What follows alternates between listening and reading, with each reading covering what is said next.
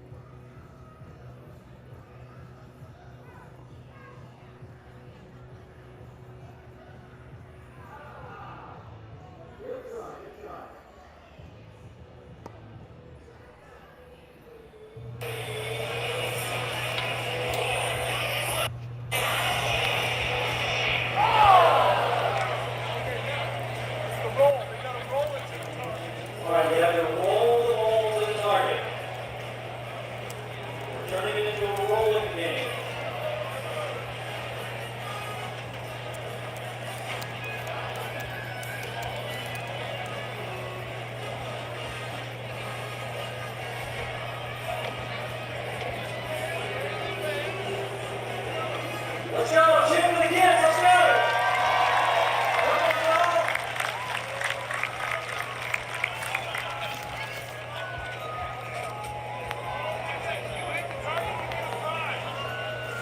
Welcome fans inside the TennisONE app tonight for our coverage of the Sunday Showdown at the Atlanta Open. You can see they're having some fun out there with the kids. Looks like Luke Jensen is getting the fans ready for this one. It's going to be Coco Gauff and Leylah Fernandez in the Sunday Showdown delivered by UPS. We couldn't be more excited to have this one for you live tonight in the TennisONE app. Live from the Atlanta Open, the ATP 250. It's going to get started tomorrow. Main draw coverage all week in the TennisONE app, the official app of the Atlanta Open. But for now, we are excited to be here in Atlanta tonight. And it looks like they are already having a lot of fun. Dunlop is sponsoring this kids clinic, another partner of the TennisONE app.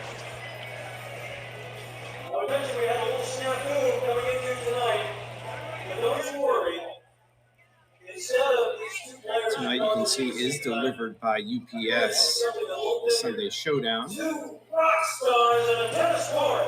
Coco Gauff and Leylah Fernandez are here.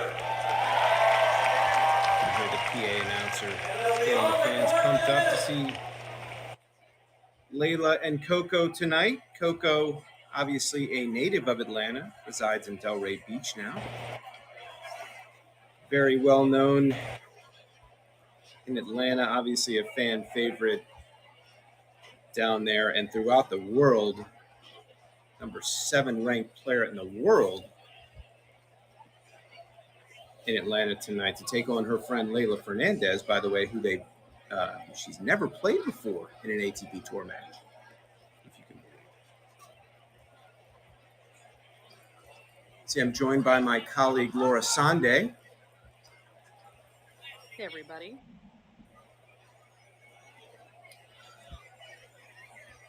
Fresh off of a week official app, the Emphasis Hall of Fame Open. So I'm assuming, unless you took the fastest flight out of town after the singles final today, won by Adrian Mannarino, that you were probably still in Newport. I am still in Newport. Just got back to the hotel a little bit ago, ready to call this match for Atlanta, help you out where I can, Randy, or just offer some comedic relief at times, because who knows?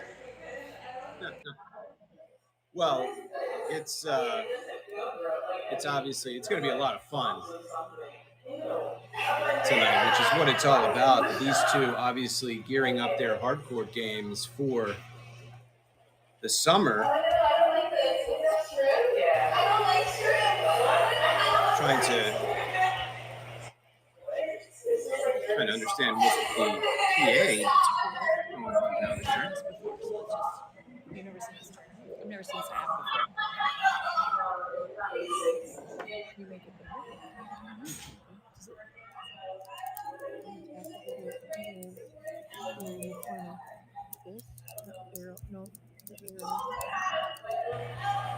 Some pre-match activity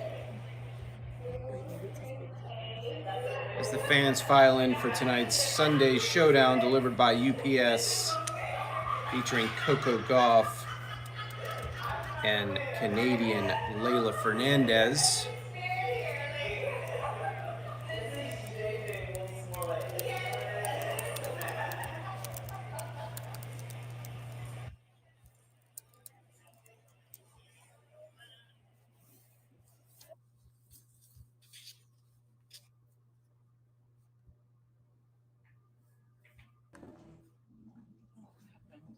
So, Laura, as we're getting set for this match tonight, why don't you take us back to today's final? Some great stuff there in Newport. Adrian Mannarino took care of business. The young Alex Mickelson, 18-year-old, probably not who Laura had in the finals before Newport. I don't think anybody had him in the main draw Alex Mickelson marches all the way to the final only to lose to Adrian Manarino, but that young man can hold his head up high. What a tournament. What a young man he is, Laura. He's great for the game. And what do you think? Is he headed to Athens in the fall, or is he going to turn pro? Did you hear anything on the ground? with In my respect to that personal topic? opinion, absolutely not a shot that he's heading to Athens, but he did every time when he was asked about it this week, he said, I got to get home, got to talk to my parents, got to talk to my coaches, and just try and process this all because he actually was in Newport alone. He said he likes to travel alone. So nobody, I didn't see if there was somebody here today. He did say yesterday that maybe somebody was going to come on a flight, but he's been there alone all week, which has been really interesting because it's 18, he's so mature, he's going around by himself, he's making I mean making his way all by, and he's so eloquent in interviews, he gives good answers. Even today when he lost and we did a little post match thing, he was honest about being frustrated. He talked about how he lost and whatnot, but he was really great about actually answering the questions, not being irritated with people right after losing. So wonderful. So yeah, there's not a shot he's going to Georgia in my opinion. The real downside of him not declaring that he was pro before he went, correct me if I'm wrong, Randy, people at the tournament were saying that because he didn't declare he was pro, he can't take that prize money. And Yeah, so yeah, he can't.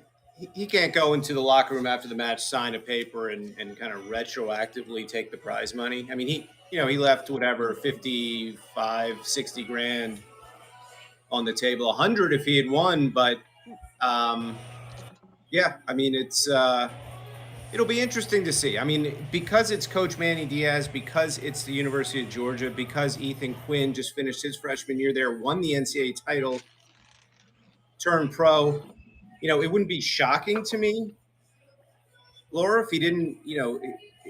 Georgia, obviously a top program, a place Alex has been looking forward to playing college tennis, and who knows, maybe he wants that college experience, college tennis experience. But at the same time, who the heck thought that he would get to an ATP Tour 250 final, almost win it, beat some great players along the way, including ex-Georgia Bulldog John Isner, six-time champion of the Atlanta Open. So what a bright future, and whoever gets him the ATP Tour or the University of Georgia are going to be happy to have him.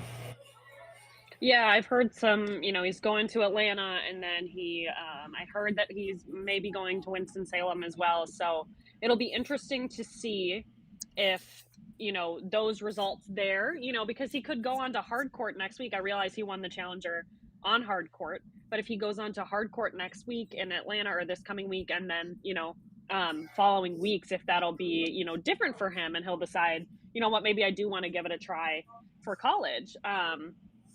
Because that's obviously a big decision to make, but when you're doing as well as he's doing and you're beating players like he has this week, you never know. But he said too that he thinks some of it's because he was so loose, so He was he didn't loose. have anything to lose. He was loose, and great job with all the interviews. Our team on the ground there, Andy Katz, Blair Henley, obviously working for the Hall of Fame and also doing work for the TennisONE app, and Laura interviews with all the players and tournament officials there this week. It was a lot of fun, and Laura, you and I spent some time there. I was there for a few days. There's a buzz in Newport, and I told you I've been going to that tournament for a long, long time. The last couple of years, everything is amped up a bit, and there is a buzz on the grounds each and every day. And I wasn't there today, but I could certainly see it, and it certainly doesn't hurt when you have a young guy like Alex Mickelson, an up and comer who people are excited to see. They certainly showed up. Wow, did they show up in Atlanta tonight? Wow.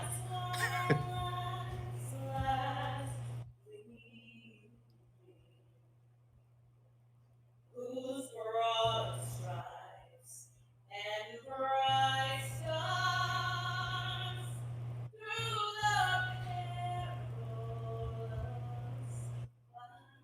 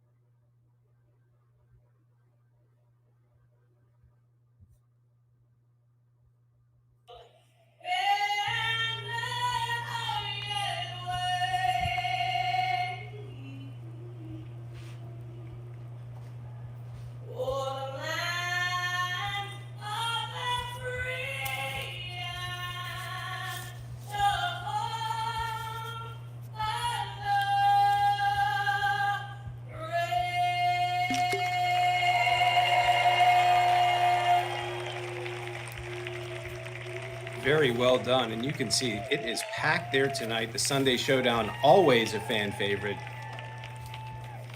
in Atlanta. Tradition started by tournament director, the ex-tournament director, Eddie Gonzalez.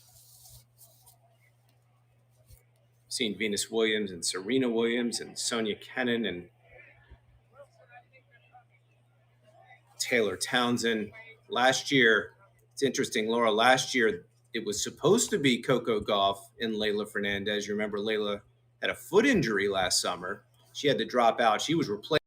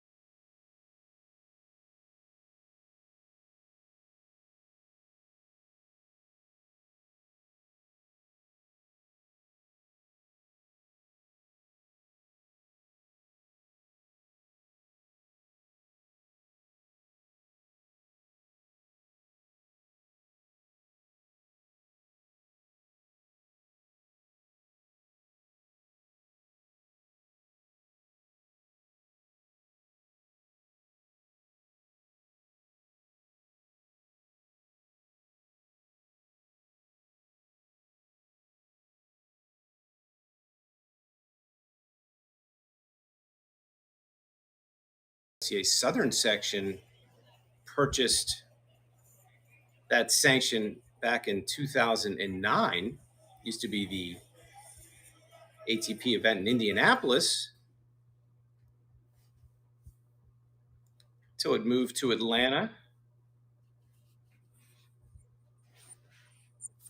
So we're having a slight problem with the stream. Looks like we're back.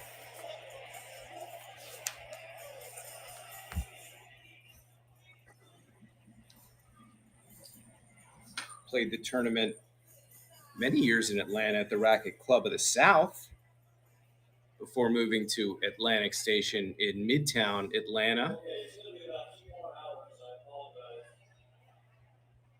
You know that. Our first player on the court. As we get ready for the player announcements, the walkouts. One in the world in singles. Battled through a right foot injury, suffered the French Open for a long time to get back. The back skids. Just had a great match in Wimbledon against Caroline Garcia. Lost in 3 sets and played beautifully. And she also a great doubles player. Ladies and gentlemen, please welcome Leylah.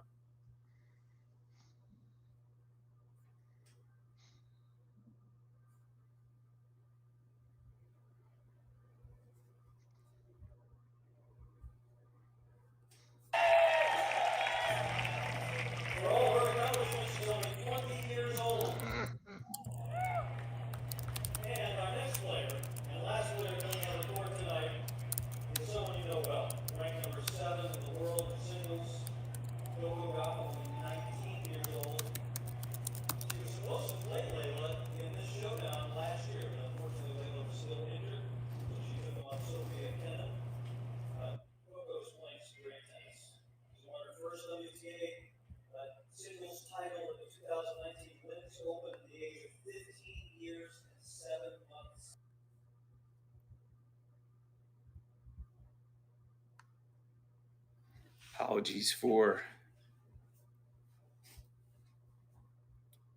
some issues with our feed. So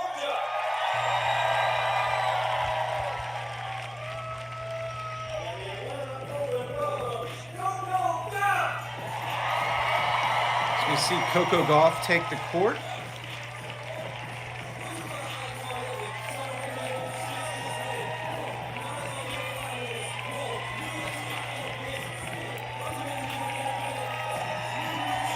A line of adoring fans. It's great to have the kids down on the court. As we see Leylah Fernandez and Coco Gauff.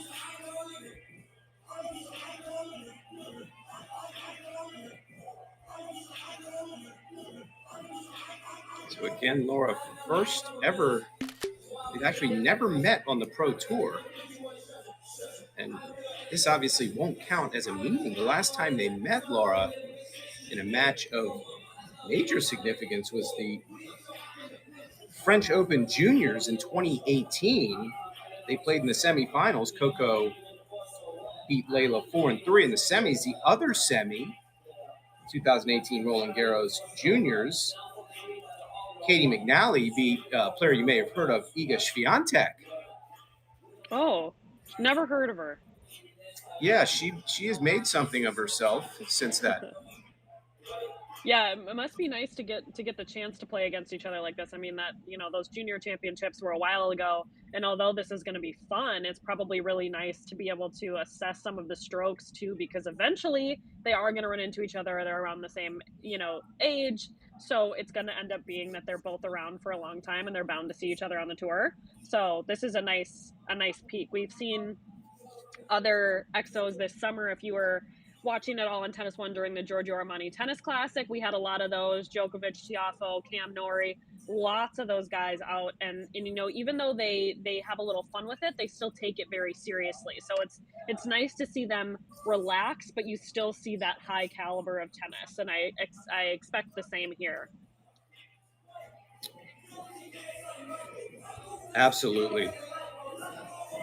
They're going to have some fun. The fans are going to be entertained. But yeah, this is hardcore season in the United States. Starting the road to the U.S. Open. Obviously, you remember Leylah Fernandez. Who could forget that run in 2021? Her run to the finals. One of the most impressive and surprising runs in the history of the U.S. Open. Laura, I'm sure you remember some of the players she beat on the way: Naomi Osaka, Angie Kerber, Elena Svitolina, Arina Sabalenka, to get to that final with a qualifier named Emma Raducanu. Unlikely final, but what a year that was. And Leylah had moved up to a career high of 13 in August of 21. I bet there are, outside of Leylah's tennis game, I would like to comment on the fact that I bet you there are a lot of tennis players around the world that buy her Lululemon gear, because that is really in style right now, and she's sponsored by Lululemon. So good for her, and I bet good for them, because I bet she's selling a lot of tennis skirts these days. And she, as you guys know, we're the official app of the Miami Open, and we've seen Leylah there a couple times, and she is just always so nice and relaxed during media day. She'll hold the mini mic, she has so much fun with it, which is really great, and something that, not every player is willing to do, but she just kind of gets it. I think that some of it has to do with her age and just her personality. So that's always been really great to see her at those tournaments. Absolutely. She's number 84 in the world. Hasn't had a great season by her standards. She's 19-15 on the year. She did have a pretty good doubles run in Miami, though. She and Taylor Townsend made it to the final and ended up losing there to Jess Pegula and Coco Gauff. So they have seen each other this year, although in a different setting. So she's really great to watch in doubles too. That lefty serve really pulls people off to the side. Granted, her and Taylor Townsend, a lefty team up there, so that was really awesome to see. You don't see that every day. So I Yeah. wonder how they decided who got to take the ad court, because how are we deciding who gets that forehand with both incredible forehands there? Yeah, I mean, both of these players, phenomenal doubles players. Obviously, Coco Gauff, she's won 8 doubles titles, a combination of partners, Katie McNally, and also her current partner, Jess Pegula, is the #1 ranked player, U.S. player in singles right now, followed by Coco. Leylah is currently ranked number 21 in doubles. Plays a lot of doubles. As we're waiting for that feed to come back. Plays a lot of doubles with her friend Taylor Townsend, as Laura mentioned. Taylor Townsend is also a really relaxed person on court, and I can see the two of them getting along really well when they were playing in those matches. I mean, same there though with Coco Gauff and Jess Pegula. They all really had.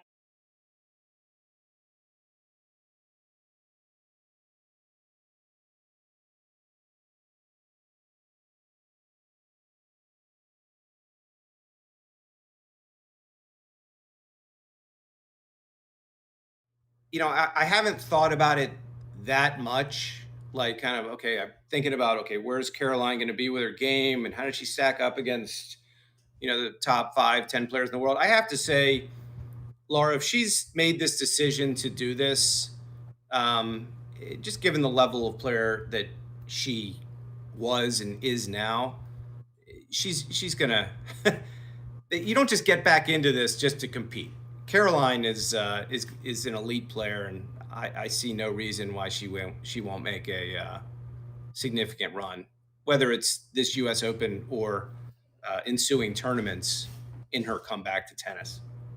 Yeah, I really think that we're seeing a lot of specifically female players coming back after becoming a parent, because I think it used to be more, more of a choice for people because the career length wasn't as long, right? But now, as people are showing us, Venus Williams going into her 40s, a lot of doubles players in their 40s, but really good singles players, those careers are being extended, which I think is why a lot of them decide, like, I can have both. I can have my family, and then I can come back and be the same elite family or elite player as I was with my family, but I get to share that.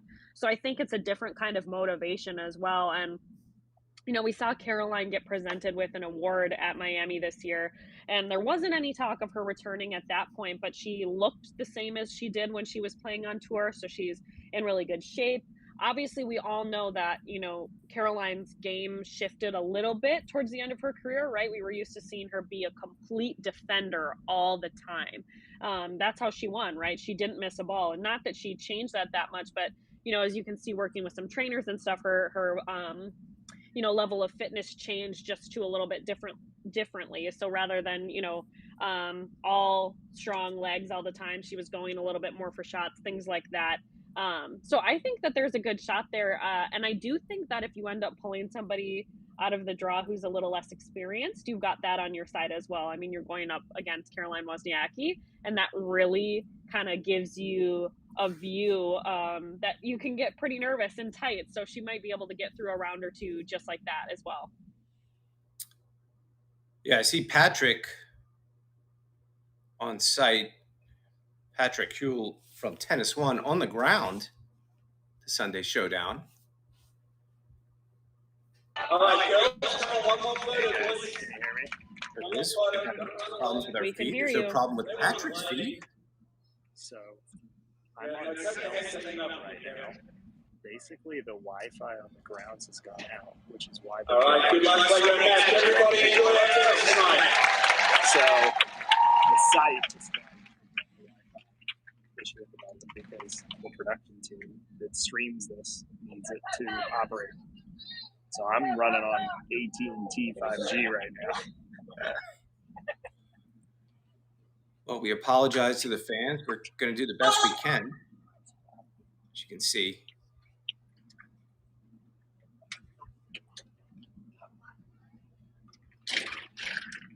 Stream from Patrick's phone is looking pretty good.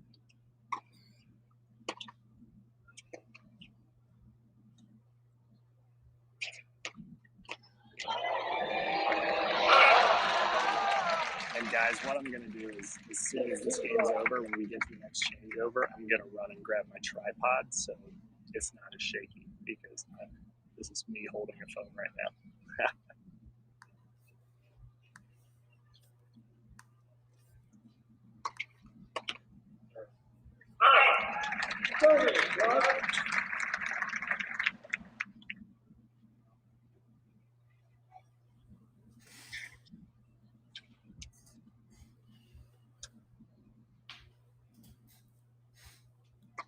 Fans tuning in now. Some Wi-Fi issues from the site at Atlantic Station.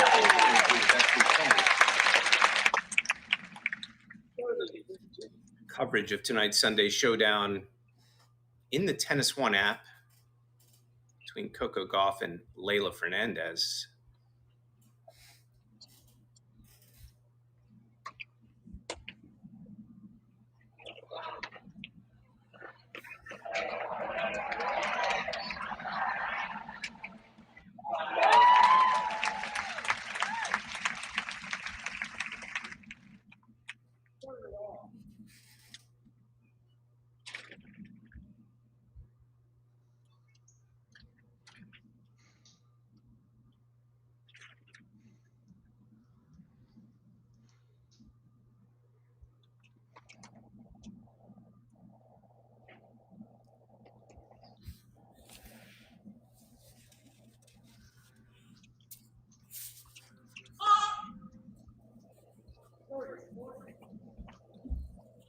So we got a break point for Gauff here.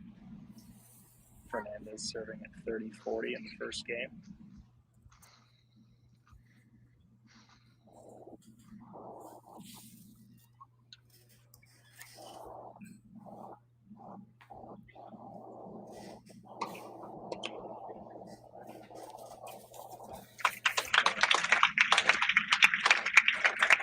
Coco's 27-12 record this year.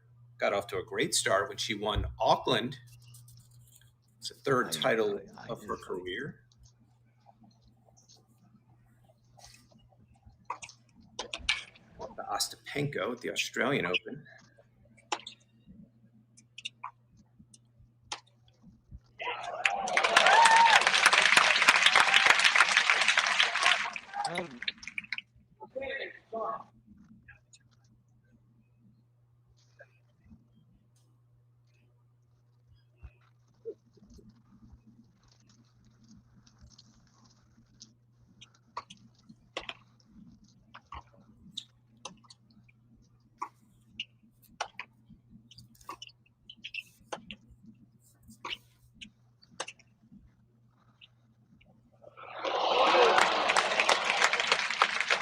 Okay, so Gauff breaks open. I'm going to run and grab my tripod, guys. I'll be right back with a much steadier feed.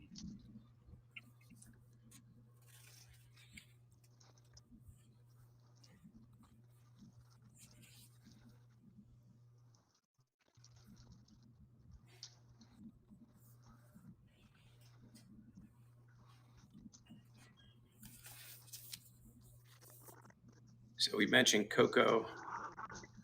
Go ahead, Laura. Yeah, Coco breaking there.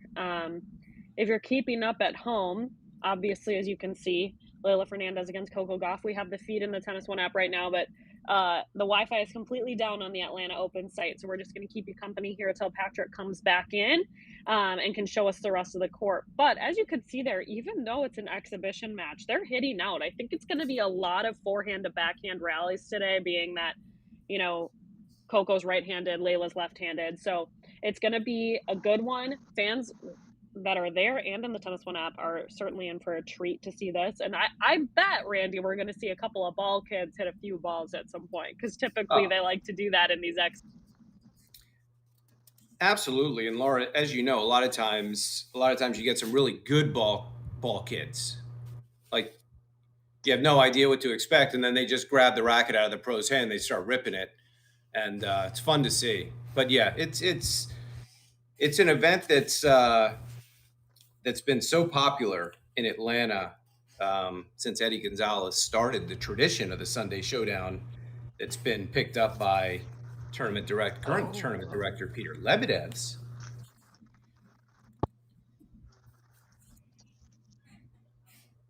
Yeah, definitely. And I think, you kind of mentioned, I mean, all of the tournaments that I've been to that have exhibitions like this, the fans just love them. I mean, my first year that I went to Winston-Salem, it was actually Coco and Ash Barty at the time when Coco was really not up and like, she was up and coming, but she wasn't, as big as she is now today. And that was incredible.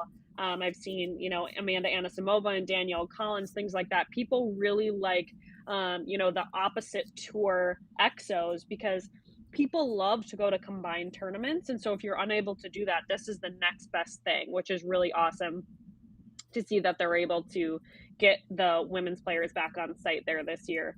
And Randy, speaking of other events that are going on at the Atlanta Open, what a college night they're going to have. I mean, the amount of college players and the support that they're getting from the people of Georgia Tech fans, UGA fans, it's going to be incredible. Oh, it's going to be nuts. And, there's a lot of irony in what happened there because Andres Martin got the wild card local player from Georgia Tech. And it's supposed to be, he's supposed to be, as they call it, like the Rocky Balboa of tennis on that night. And he's, going to play usually the college player that gets that wild card comes in. They'll play somebody that's like in the top 20 or top 10 or, somebody that they're not supposed to probably get a set off of. This year's a little different because Andres Martin, the wild card on college night, is going to play none other than ex-Georgia Tech star Christopher Eubanks. Yeah, as soon as we so college night really is college night, and this is a different Christopher Eubanks that we saw play as a wild card at college night a few years back. This is a recent quarterfinalist at a little tournament called Wimbledon. So college night is going to be awesome. College night is going to be it's just going to be a Georgia Tech battle, and that's going to be a lot of fun to see. When I saw that Andres Martin was going to play Eubanks, I got excited, probably as did every college tennis fan across the country that follows these two young men. Yeah, the first we posted it after the Atlanta Open draw reveal yesterday, and the first reply we got was, "Did the Georgia Tech boys dirty?" is what somebody commented. They did express that they were, kind of joking, but it's funny to see these two go up against each other. But the thing about it is that as hard as it might be for both of them, right? It's going to be a really great way to hype up those fans in Atlanta, which, as you can see from the feed that we're going to get back in a second here from Patrick when he gets back with his tripods, you can see more of the Coco Leylah match. But what you're going to see is a lot of fans in the stands there, even though it's still really warm. It's the first EXO. All right, let's get Patrick back in here. There we go. Again, the Wi-Fi in our feed of the stream from Atlanta is down, so our colleague Patrick Huell is on site doing the best he can. All right, how does that look for the moment? It looks good, Patrick. Looks great. How is my audio? I'm using AirPods at the moment. Sounds pretty good. Okay, I will leave my mic on. We've got 3-0 for Gauff at the moment, so I missed those last two games, obviously, running with the tripod. This is the beauty of Pro Live. We can, when the Wi-Fi connection is down at the entire site, we can go live from our phone.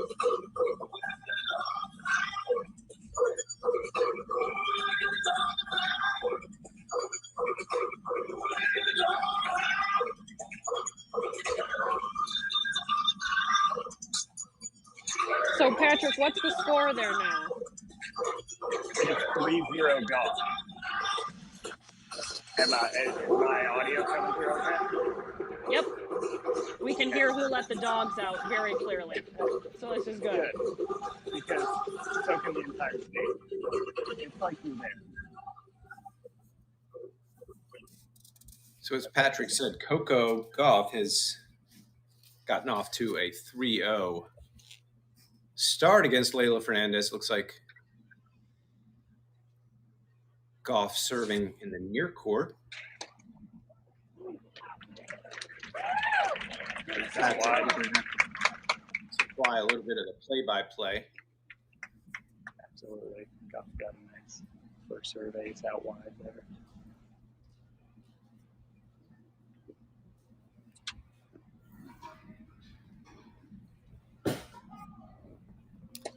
I could watch this.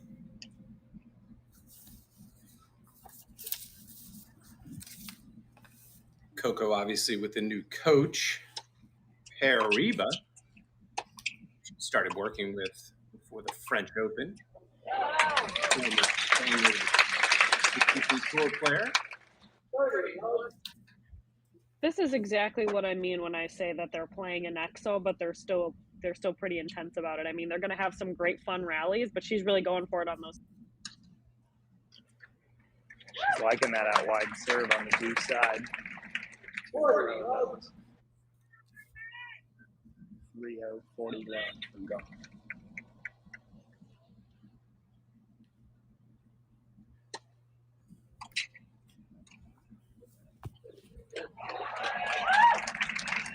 Right, that's $7.40. I really liked these Sunday Showdowns, if you remember, against Kenan last year. It was a pretty one-sided scoreline. I'm trying to remember if it was like 6-1, 6-2, or something like that. Patrick, Laura, and I were talking a bit about some opening round matchups, the ATP 250, starting tomorrow at the Atlanta Open. Tuesday night, we were just talking about college night, Christopher Eubanks and Andres Martin, which will be a battle of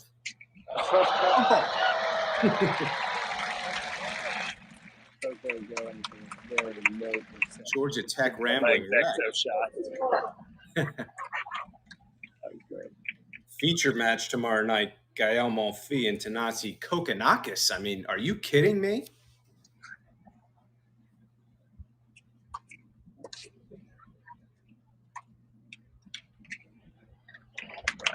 Yeah, Randy did got some really great first round matchups here. I mean, like you said, college night, that could work out better for them, having a former and a current Georgia Tech player going against each other. Certainly some fireworks to see, and Kokkinakis won the doubles title there last year with his good friend Nick Kyrgios. Fortunately, Nick not in the draw this year. A former champion in Atlanta is Kyrgios.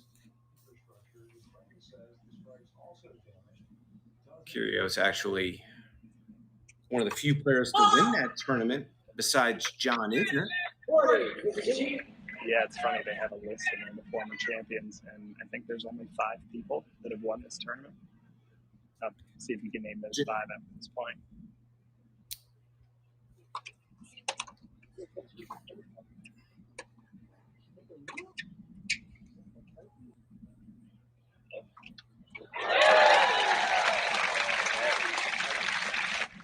Leylah's on the board. So Leylah is on the board. 4-1 Coco, and I'm going to say, Patrick, because I follow this event like I do the U.S. Open, I can tell you unaided who has won. John Isner's won that tournament 6 times, and I believe the other players that have won it are Andy Roddick won it, I think, one year. I know Marty Fish won it twice. And Alex de Minaur has won it twice. And Isner's won the rest of them. And I think Isner's been in about 10 finals. Or not 9 finals.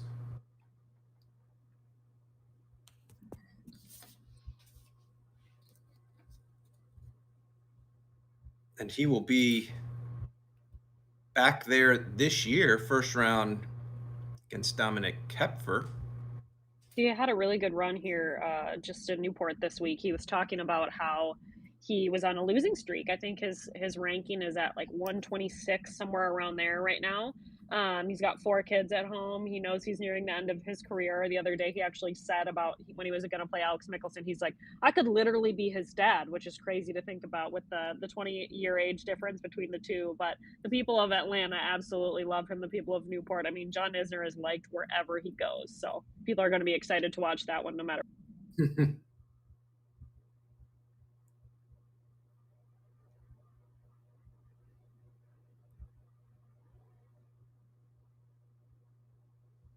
Patrick, if you want to unmute for us now. Yeah, sorry guys, I'm working with the IT team to see if we can resolve the stream issue. So one moment here.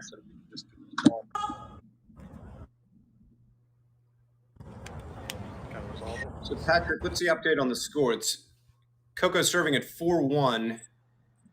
What's the game score? Guys, the score is 4-1. Love 15. Now love 30. I'm gonna have to step away, guys, just for a moment to try to figure this out. Give me 1 second.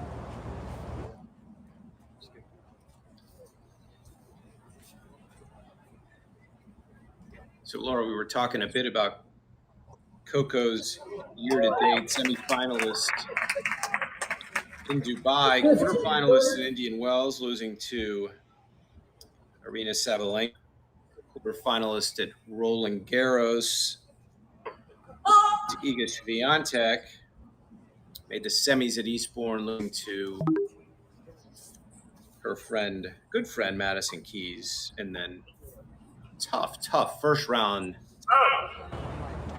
Wimbledon match against the tough draw, Sophia Kenin. First round of Wimbledon.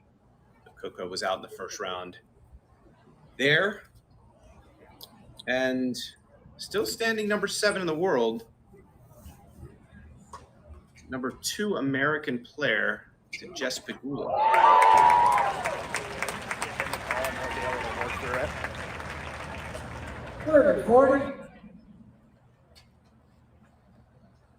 Still just 19 years old.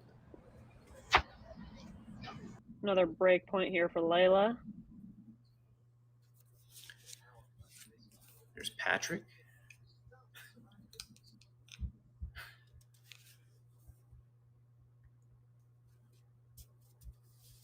Seems like Patrick is helping out the team on site there.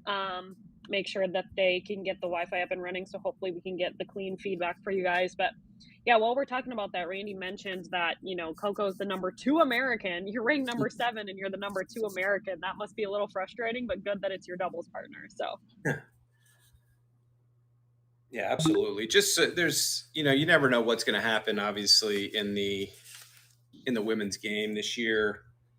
You have 3 different major slam champions in Sabalenka, who won the Australian Open, Swiatek at Roland Garros, and then Marketa Vondrousova. Oh, what a point. Tried for that trick shot. Those are notorious in these Exos. That was awesome. Didn't quite make it, but. She thought about going between the legs, and then she tried to go to the side of the body instead. Tough. Leylah Fernandez, obviously the number 2 Canadian player, number 1 being our friend Bianca Andreescu, Laura's close friend. Listen, Bianca, if you're listening, I would love to hang out with your dog. She's the cutest little dog that comes to all the tournaments, doesn't make a sound.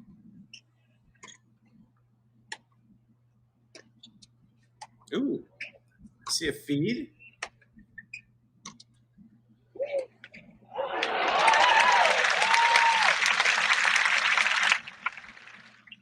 Yeah, I had to step away because I didn't have a solution to the feed problem. Fingers crossed.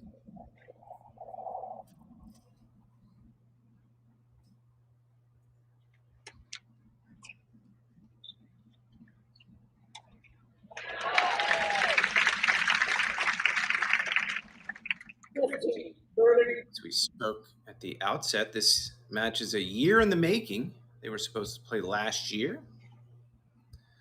Fortunately, Leylah couldn't make it because of a foot injury.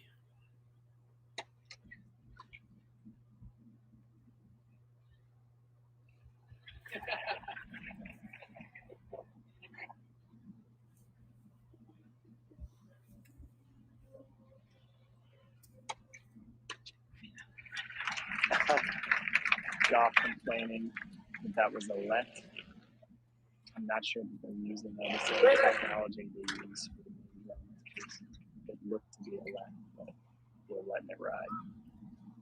Give Coco a taste of the college life. Exactly. We've got 2-4, 30 up.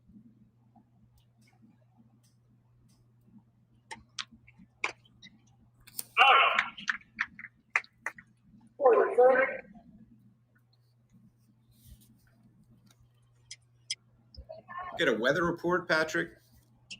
Any breeze at all, or what's it like down on the court?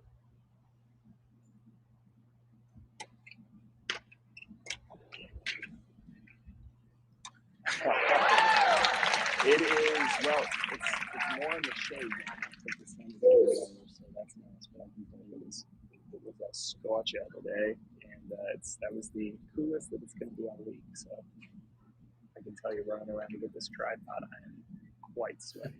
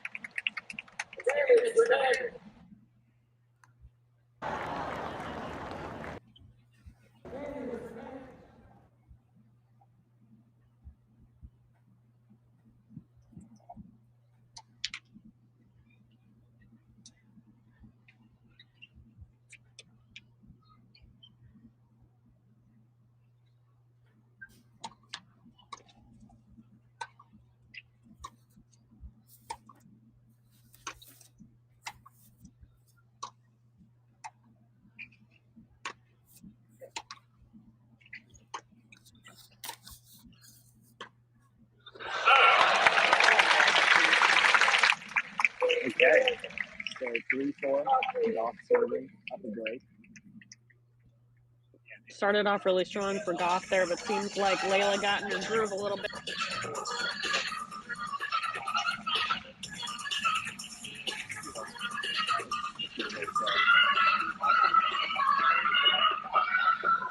It is packed here. I'll tell you what, last year when Coco was supposed to play Leylah, and then it ended up being Sophia Kennan subbed in when Leylah was hurt. It was packed that night, so much so that they added a second night, and she played Taylor Townsend. And it was packed then too, so Coco draws that hometown crowd, no doubt. Randy, I missed it earlier. Were you able to name the 5 players that have won this tournament? Sorry, Patrick, I couldn't hear you. He asked if you were able to name the players that won this tournament, if you missed it. The 5 players. Oh, absolutely, Patrick. One of the easier trivia questions I've ever been asked. I know this tournament so well. I'm a huge fan of it. Been following it forever. I know that Marty Fish has won it twice. I know Andy Roddick won it once, I think. Alex DeMinar won it last year. He's won it twice. Obviously, John Isner's won it 6 times. Oh, and Nick Kyrgios is another champion of the Atlanta Open. So it's a coveted title. Not a lot of people win this title that aren't named John Isner. 9 finals. Death, taxes, and John Isner winning Atlanta. All right, so we got the feedback. Yes. Laura, it is 4-3, 30 love. Yep, I got you. Getting a little behind.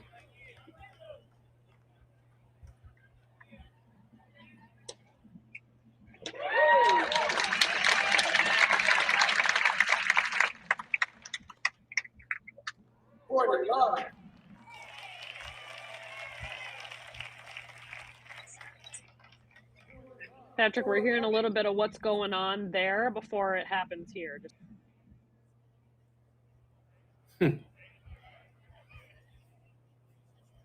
So if anybody was trying to bet on this match, you could have just listened to Patrick and it would have been good.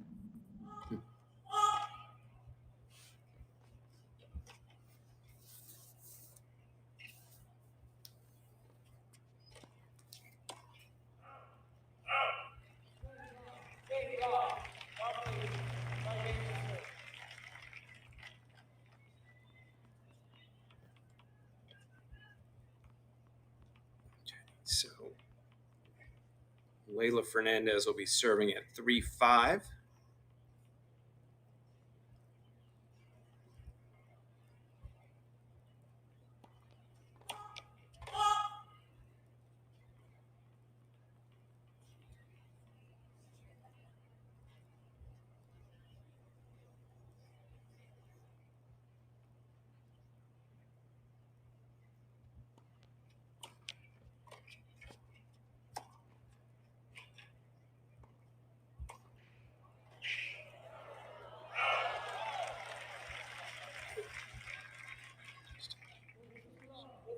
It's just vintage Leylah Fernandez tennis. Pulled Coco Gauff off the court with that lefty forehand. Found the open court with that volley.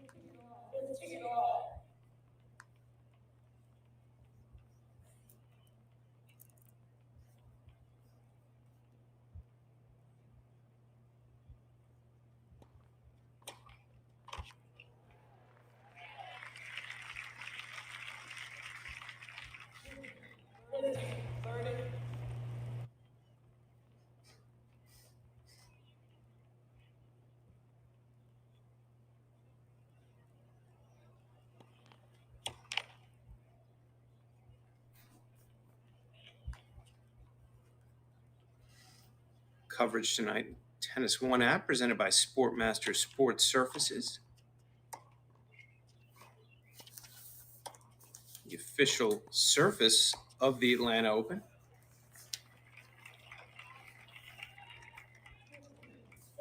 See that forehand breakdown on Leylah there.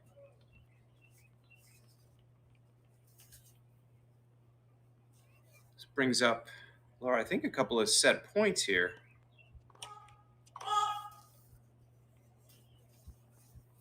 You are correct there, Randy. We're at 15:40 here.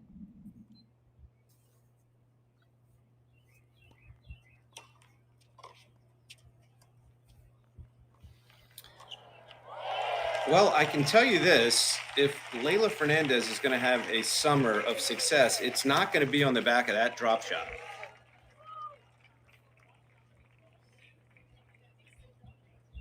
Really floated that one up there for Coco. So Coco Gauff takes the first set, 6-3. Tonight's Sunday Showdown in Atlanta.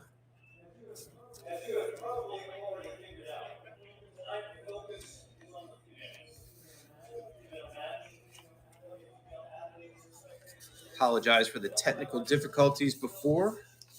Apparently there was a massive Wi-Fi outage on site. In Atlanta, we did the best we could.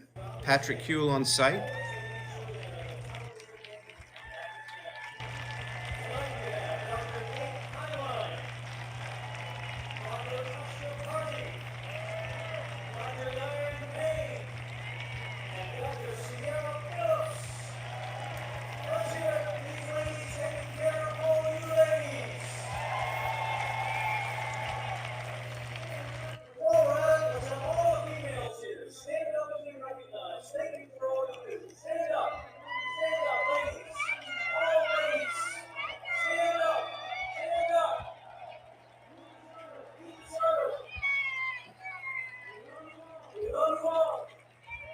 Master of Ceremonies in Atlanta always does a great job getting the folks fired up.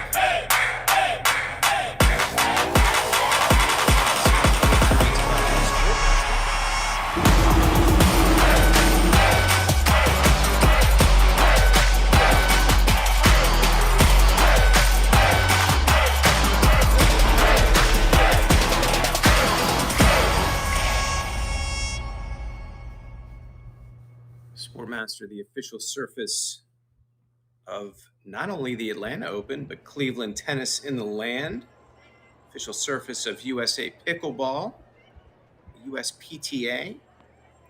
Just put down the court in Los Angeles for the Ultimate Tennis Showdown.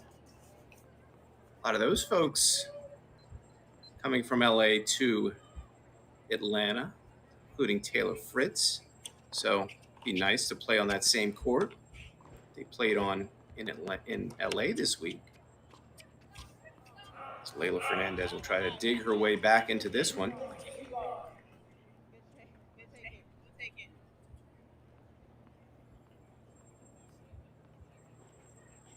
Coco's all smiles, having a good time.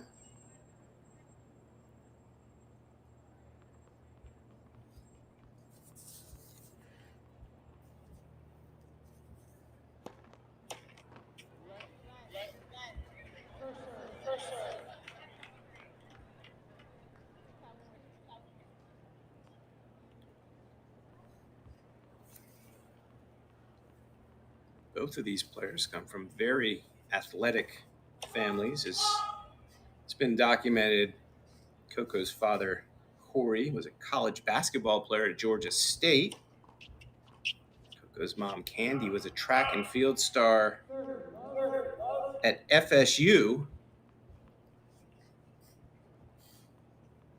Leylah's dad, Jorge, from Ecuador, was a former professional soccer player. So your sister is also a professional tennis player, Bianca Fernandez. I don't know if you knew that, Laura. That is a fun fact I did not know. Ranked somewhere in the 400 in the world area. Her sister, Leylah's sister, we're talking about, Bianca Fernandez.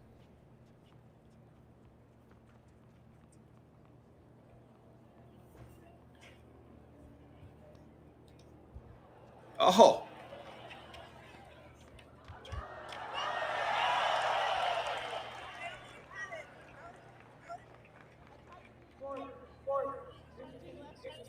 So normally I would say that the underhand serve is the sure sign that this is an exhibition, but Laura, it's used so frequently on the main tour now that, it's not really it's not really an exo only shot anymore. Yeah, I honestly haven't seen any of the women's players do it. They seem to be a little bit smarter about it, if you were wondering how I feel about the underhand serve. But, yeah, it looks like a lot more of the men are doing some underhand serving these days.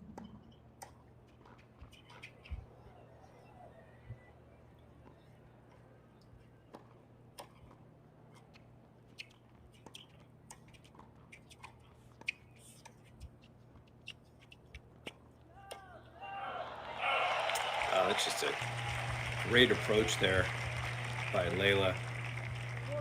A lot of slice to Coco's forehand, drew the error.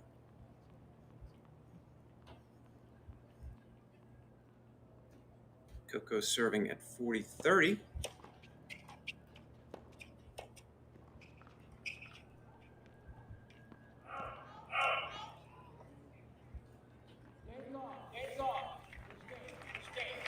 She gets the hold to go up 1-0. Laura, it's interesting when we were live streaming the exhibition, the Giorgio Armani Classic from Hurlingham. If you remember, we had TCU assistant coach Devin Bowen on one day because his former player Cameron Norrie played a couple of matches in that exo that we called here at TennisONE, and he was mentioning, Coach Bowen was mentioning that at TCU, the underhanded serve is something that they talk about as a strategic play all the time.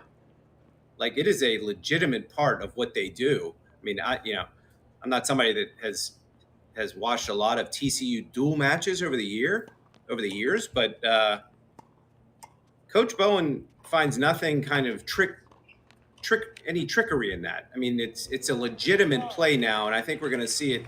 Obviously, what he's saying is we're going to see it rampant in the college game, but we're also seeing it a lot in the pro game. So, to me, it's fun, and if it works, you're going to see players continue to use it. Not just like a Nick Kyrgios. I mean, Nick Kyrgios. I mean, here's a guy that he pulls it out of the first service game in the Wimbledon final against Novak Djokovic, or his first service game. So the underhanded serve is here to stay, Laura, whether you like it or not. And I don't like it. I think part of it for me is that it depends on when you're doing it in a match, right? It seems strategic to me for Nick Kyrgios to do it in the first game of a Wimbledon final against Novak Djokovic, but just kind of randomly because you're frustrated with yourself, so you're punishing everyone else in the crowd by watching your underhand serve. You might have seen earlier this week, Corentin Moutet did that in Newport, and then was upset with himself for doing it. So,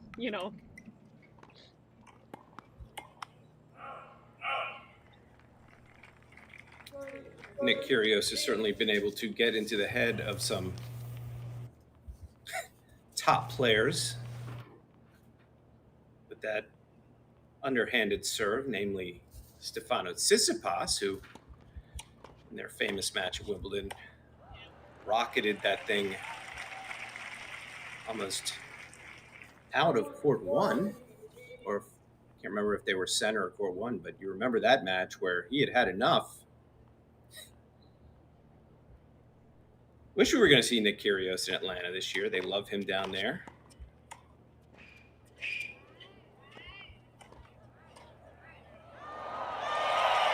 Oh. Coco apologizing for that winner.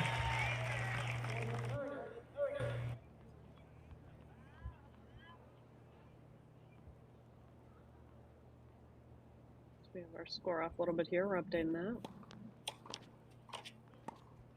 There we go.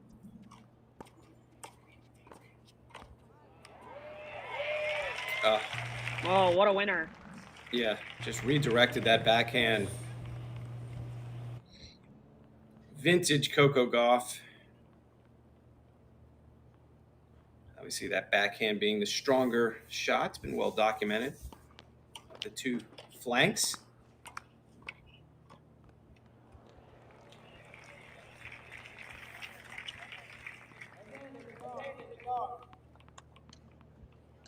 Really interested to see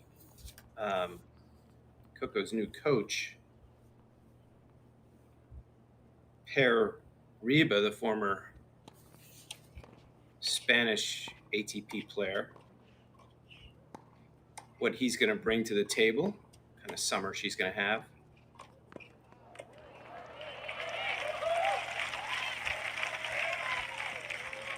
See, Leylah coached by Julian Alonso.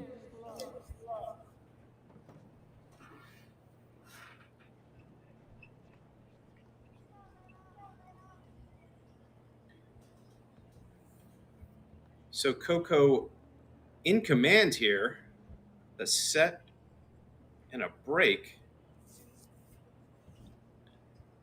I think fans are going to want to see a lot more tennis, Laura, than a 3-3 route.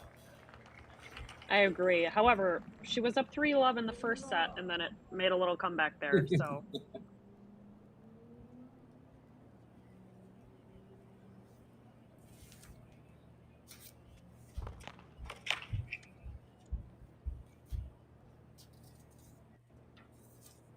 Two of the finest young women role models on the WTA Tour and in sports globally. Coco Gauff and Leylah Fernandez stand for all the right things.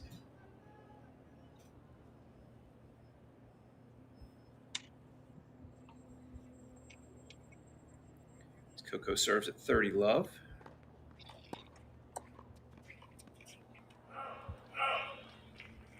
serve and volley there from Coco.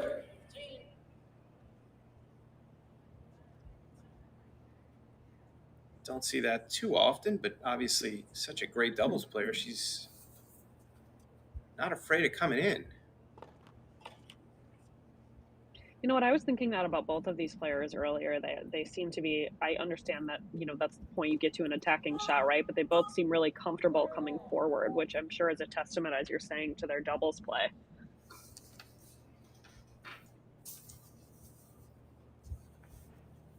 Yeah, both players just phenomenal doubles players. It's good to see him play so much doubles.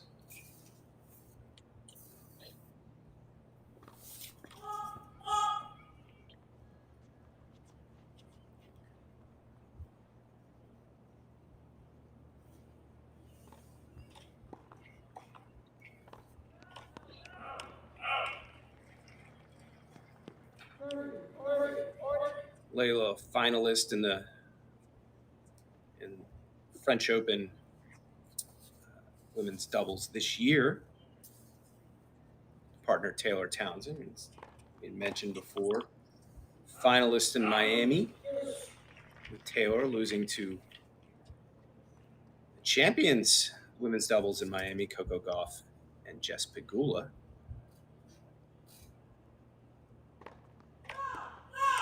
As much as I like that team of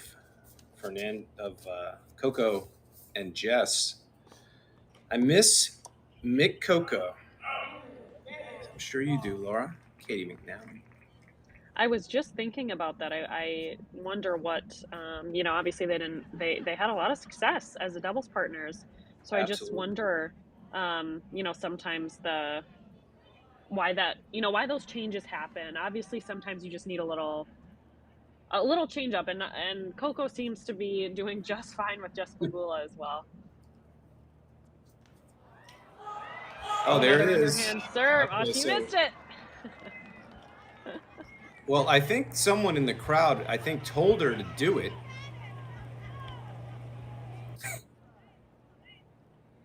Kind of a weird miss. It was short and tried to play it short and down the middle. Backhand gets away from Coco. So this isn't Coco's finest 2 minutes of tennis I've ever seen. Well, she has a little wiggle room here, right? She's doing the Kyrgios where she asks the crowd. Now, Kyrgios does that in real matches, so this is a little different. Yeah. But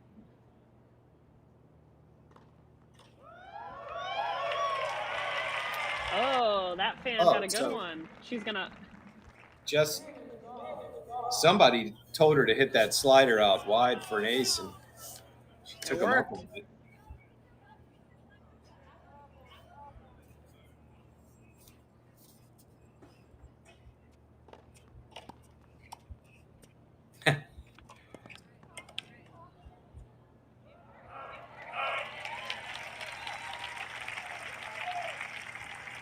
Up 3-0 here. I know we've been talking a bit about their doubles, but I'm going to bring it again back to doubles here. They do talk a lot about doubles. Seasoned doubles players talk a lot about having singles players team up and play doubles, and that I can understand why that's a little bit irritating for them. But when you've got people like Coco Gauff, Jess Pegula, Taylor Townsend, playing some dubs there, it's always good for the tennis.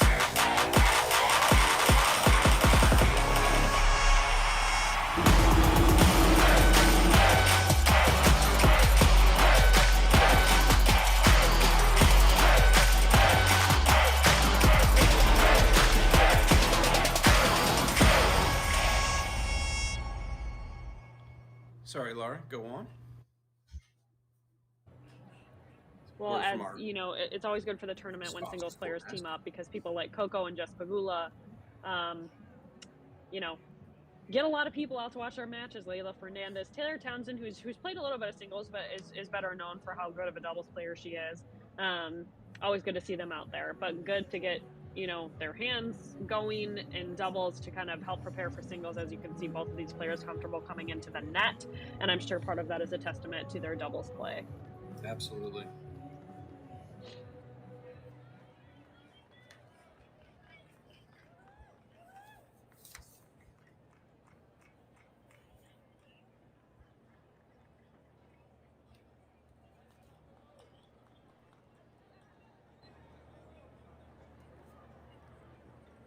Fernandez currently ranked number 21 in the world in doubles.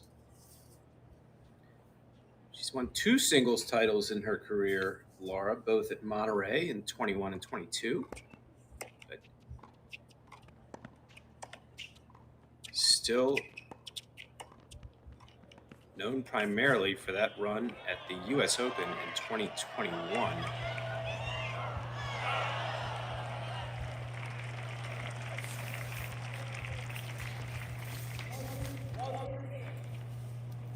I mean, Laura, if you think back at that, I was looking at some of these statistics today with Leylah Fernandez. When you think back to that run, I mean, Osaka, Kerber, Svitolina, and Sabalenka, back to back to back to back. Well, and not to take anything away, unbelievable. not to take anything away from Emma Raducanu, but she seems like the one, right? That you would have thought she'd beat. Right, you know, and one of those situations where, you know, it's similar to a basketball player, right? When nobody's in their face and they're taking a free throw, they miss, but there's 3 guys running at them and they can hit a 3-pointer like nobody's business, kind of something like that. Yeah, well, at that point, Emma in the tournament after coming through qualifying and making that run, she could do no wrong in that final. Leylah just it ran out of gas, but just what a run. 3 of those players in the top 10 at the time, Osaka, Svitolina, and Sabalenka. Obviously, fans would love to see Leylah get back into that echelon. Still 84 in the world, but obviously has shown the potential to be a top 10 player. Certainly with that result in 21. Definitely, and I've always thought that Leylah moves so effortlessly on the court, and I think that really helps. I mean, she almost bounces around, which is just fun to watch. So we see serving at love 3. It's pretty much a must-hold, Laura. If there ever was one. Oh, she throws in a double to bring Coco to break point.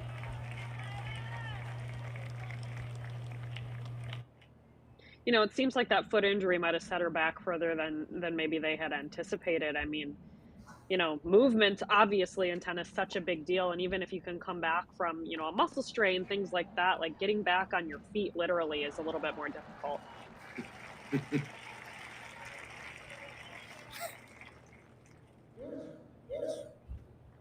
Didn't seem like now that was an exo point by Coco. I just can't see her playing a point like that. She was going to move forward at all costs.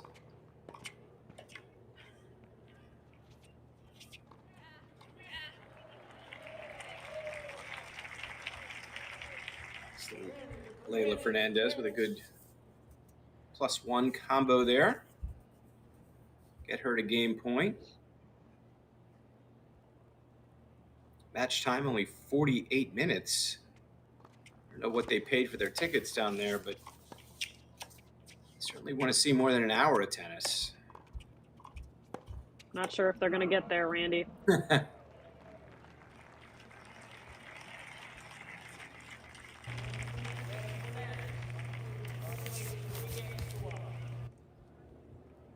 Leylah Fernandez is on the board in this second set here. See, Coco will be headed to DC after this to get ready for the Mubadala City DC Open. I bet that they're loving the combined tournament there because Coco tended to always go to Silicon Valley for the past few years. So I'm sure they're really excited to have her in DC. Absolutely. And then not sure where Leylah,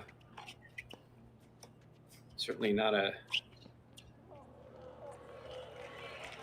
high enough ranked to be a direct entry into the main draw, but I'm guessing she will be in the qualies there.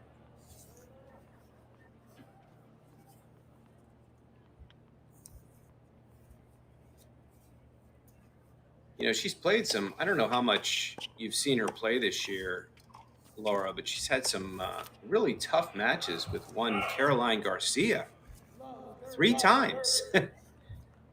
They've had an epic match at Wimbledon recently. Caroline got her 7-6 in the third. They also played at Indian Wells. They also played at the Australian Open. The fact that it's all giant tournaments as well, I mean, that must just be so frustrating with the amount of people that are in a draw, and the fact that you draw the same, you end up in the draw with the same person so close together. You win a couple matches, and then you gotta, Yeah, deal with her again. well, right, and that's the thing. I mean, it's Caroline Garcia. I mean, she's ranked number 5 in the world right now, and Leylah Fernandez has had to play her on 3 different occasions and played her really. The Australian Laura was 6-5. Caroline won. It was 1 in the third at Indian Wells, and then 6 in the third at Wimbledon, decided by a match tiebreak. So, that shows you where Leylah's game is. I mean, she is neck and neck with the number 5 player in the world on 3 different occasions this year. So she is right there.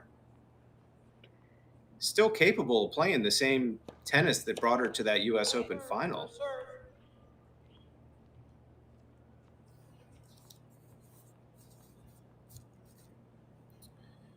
As she looks to break and prolong this match. Everybody always says, right, tennis is a game of inches, and what most of us that aren't calling a match and did some research, like myself, know about Leylah Fernandez, is that she hasn't had as good of years as she has since that run at the U.S. Open. So I hope that she can kind of get back and maybe not have to see Caroline Garcia again. Hopefully not in any of the run-up 1000s or at the U.S. Open. Give her a break here. I believe the last top 10 win she had was Aryna Sabalenka in the 2021 U.S. Open. So it's been a while. See, she beat Sabalenka to get to that final against Emma Raducanu. I think Leylah's game fits against Sabalenka pretty well. As we know, Aryna Sabalenka hits out on every single ball, and pace doesn't bother Leylah, and she moves so well. So I'm sure that really helped in that run to the final there, because she's kind of unshaken. I mean, we know that Arena's had some issues with double faulting, and when she's hitting winners, she's really hitting winners. But Leylah, I've never seen her, when I've watched her, get really upset during a match. So I'm sure that's very helpful when you're playing somebody who can hit lines so well, and got to that final because of it. Banter. More banter with some of the patrons there tonight. Coco's having a good time. I wonder if Leylah's having the same amount of good time with this scoreline here. I think she is. Obviously wants to get this thing to a third set if she can. Get back to deuce. Coco still a running commentary. That's a ground stroke. That's not for a serve. Okay.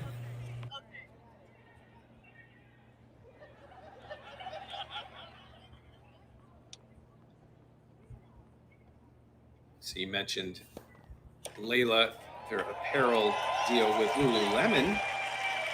Coco Gauff, an ambassador of New Balance, and has her own shoe. Let me tell you, New Balance did a great job of catching her really early in her career, because New Balance has completely rebranded themselves outside of their tennis line. And I think a lot of people are buying New Balance these days, and even more so with Coco Gauff wearing it. That was a really smart move on their part. Oh, absolutely. Evan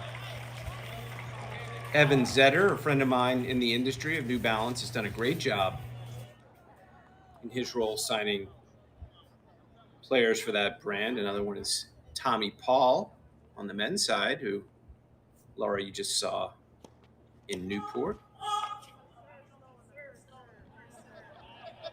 Tommy went down to, I believe, John Isner. Tommy was the number 1 He did, seed. yes. Yeah.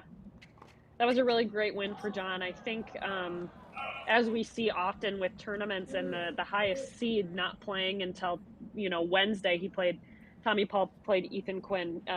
They coincidentally have the same coach who texted them in a group chat and Right. said, "Good luck today, guys," but nothing else. I think that kind of hurt him a little bit, not having more play on the grass in Newport before that match. Yeah, that coach is like Brad Stein. You are correct.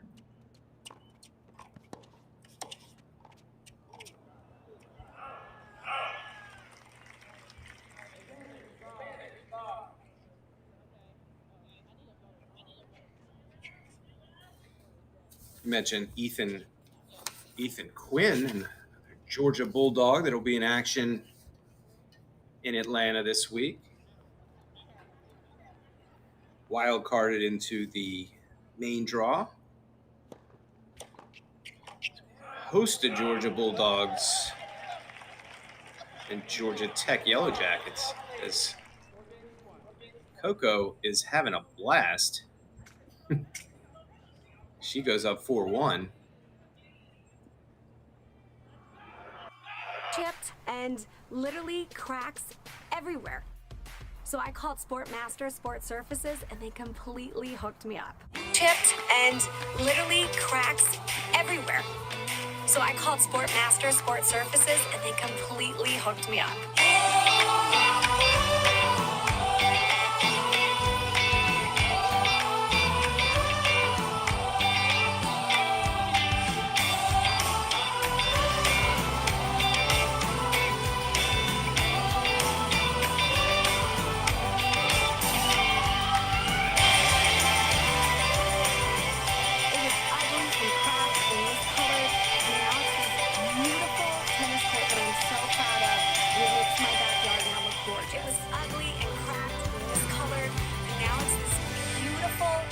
That I'm so proud of, and it makes my backyard now look gorgeous.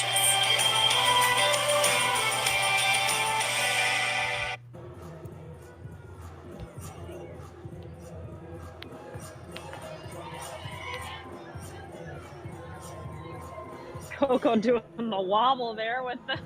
I'm sure that the Oh, DJ yeah. at Atlantic Station loves that he threw that one on.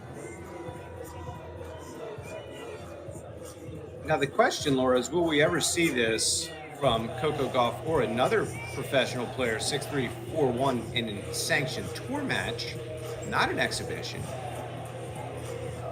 I'm sure we have seen it before.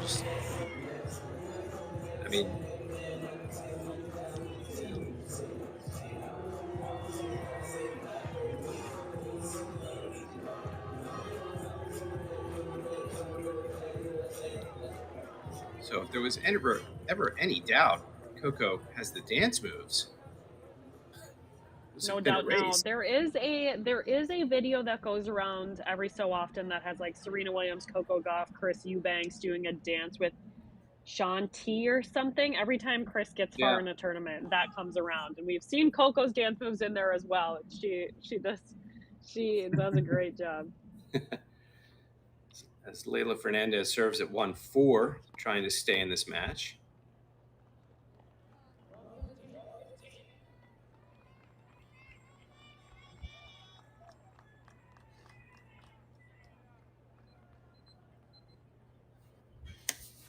Mentioning, she would mention Ethan Quinn, the Georgia Bulldog. Another Georgia Bulldog in action will be Alex Mickelson, obviously finalist at Newport, a Georgia Bulldog commit. Laura and I talked about whether he would be joining the ATP Tour after this result in Newport. We will wait and see. And then Ethan Quinn and his college teammate at Georgia, Trent Bride, got a wild card into the doubles. So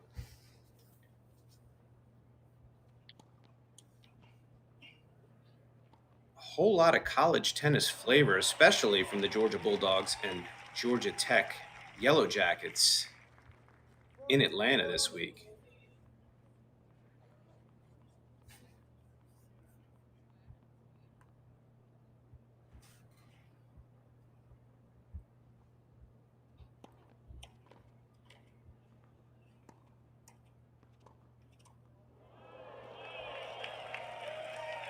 Oh.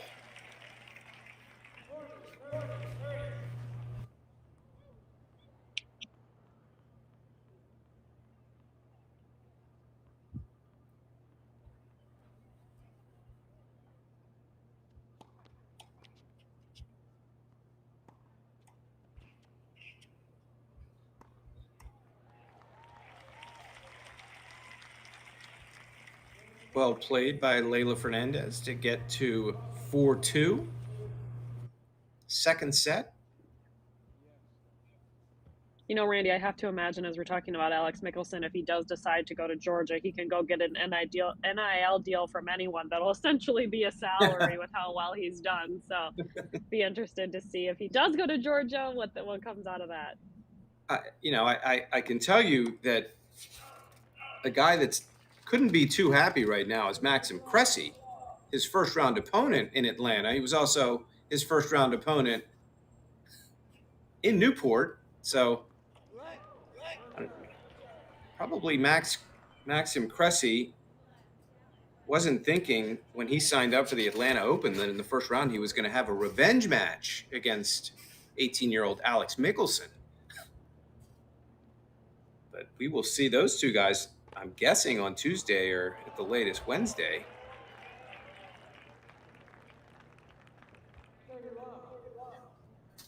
Yeah, notoriously Maxime Cressy, a serve and volleyer, which people tend to love. Usually works really well for him on the grass. Didn't this past week, so we'll see if it works better on the hard court against Alex Mickelson, who is just playing unbelievably loose. And when you're, Maxime Cressy was the defending champion, and I think that adds a little bit of pressure. That was his first title there in Newport last year. So I think, it added a little bit of pressure for him. Didn't go his way. Yeah, a lot to look forward to. Fans of the Atlanta Open, as always. They might be upset when this match is over, but wow, look at this men's draw. Obviously led by number 1 seed Taylor Fritz. Ben Shelton is in town.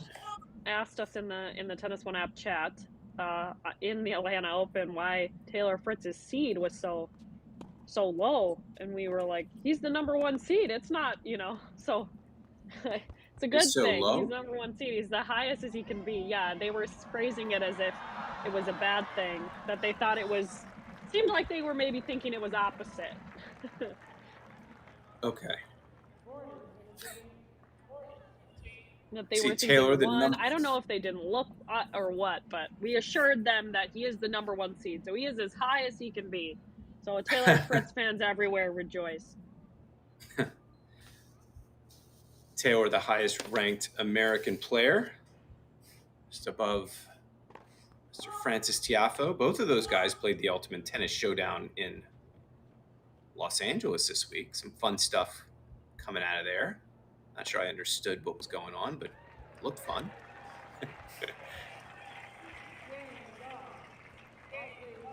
All right, Coco Gauff now up 5-2 in the second here, and she'll try to close it out here.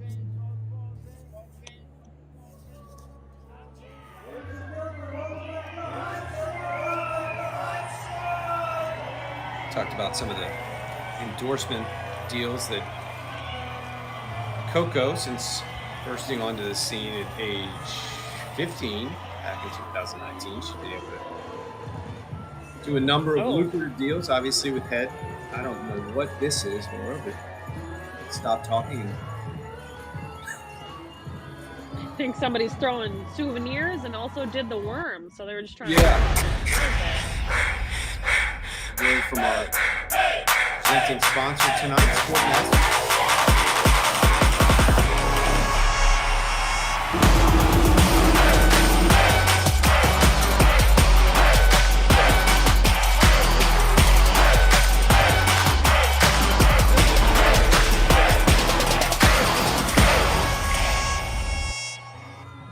Smiles all around. It's good to see Leylah smiling down 6-3-5-2. I wouldn't be smiling if I was down 6-3-5-2. Yeah, not my general demeanor on court either, but she's always been a better sport than me. So, but we talked about, both players have had great commercial success. With Coco, obviously, we talked about New Balance, but also very lucrative deal with Head Rackets and Barilla Pasta. She's managed by Team 8.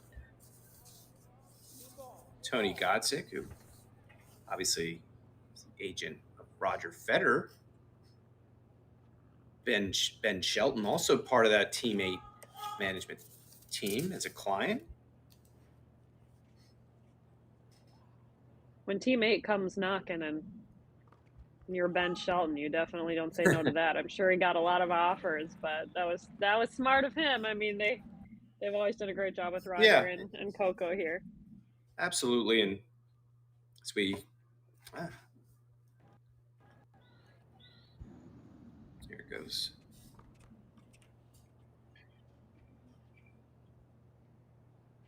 Obviously, Ben Shelton now being coached full-time by his dad, Brian Shelton, who left his job as head men's tennis coach at the University of Florida to travel full-time with his son. Something tells me if he ever wants to get back into college coaching, there'll be a position waiting somewhere.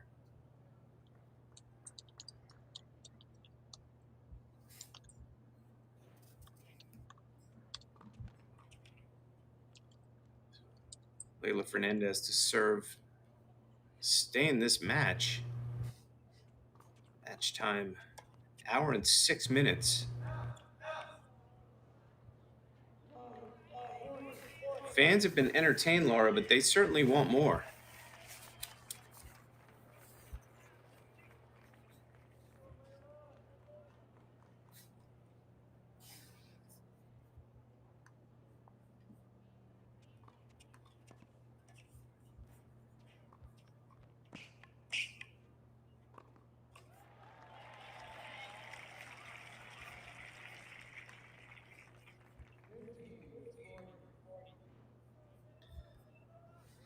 So here we are at double match point.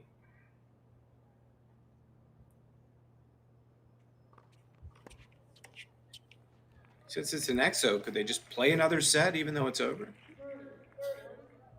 I mean, they could, definitely. Get Patrick out there.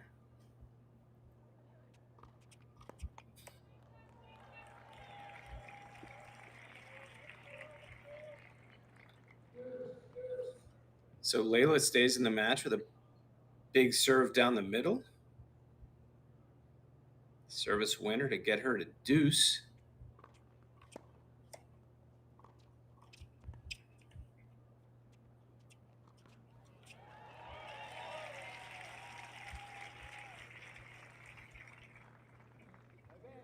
Ill-advised drop shot from Coco Gauff.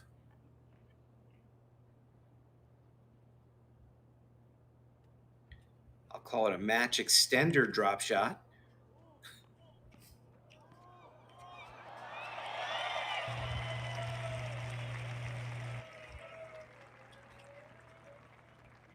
And there you have it. Leylah hangs on to get to 5-3.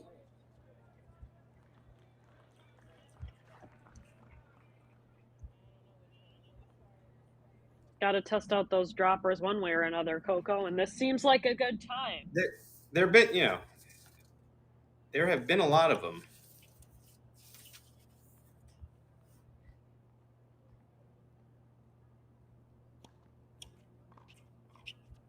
Usually hard court's not the most effective surface to really utilize that drop shot, but well, and with how good players are with anticipation these days, see that racket go up into that slice position, you're getting moving.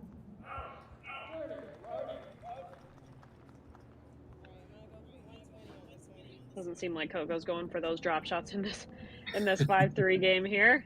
Up 30 love.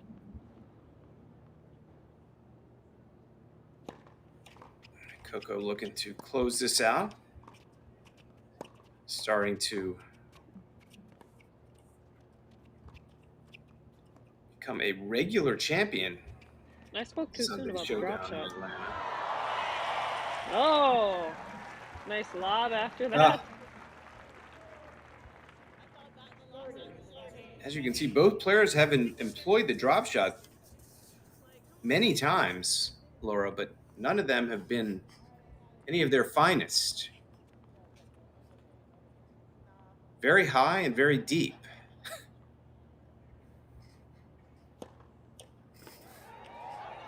As Coco looks to close this one out. All right, now where? Change up. What's a change up? She's looking for advice from the fans. They've suggested a change-up. She's wondering what that means. Oh, an underhand serve. Oh! Oh! Change up, though. I mean, you said change up. I changed it up. They're calling for a changeup. I mean, you know, Laura, they are down in Atlanta. I mean, this is Atlanta Braves territory. These are baseball fans. I don't know if they, change up. I guess you could refer to some serves as a changeup, but Whenever I say change-up and when I end up winning a point off of a serve, it means that I served really slow and they somehow missed it, and I call that a change-up. well, that's obviously how she translated it, going to the underhand. That was faster than 112. And then with the through the legs baseline forward tweener, whatever you want to call that, what Coco did.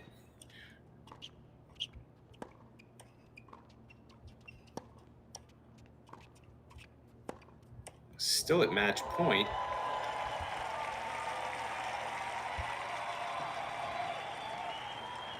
And there you have it. So Coco Gauff takes care of business 6-3, 6-3 against her friend Canadian Leylah Fernandez. We'll have post-match interviews here that Patrick Kuehl, our team member on site, is going to make sure that we get to see here exclusively in the TennisONE app, and there's also going to be a media scrum even following the on-court match, post-match interviews, so we'll get you that as well. Stick around.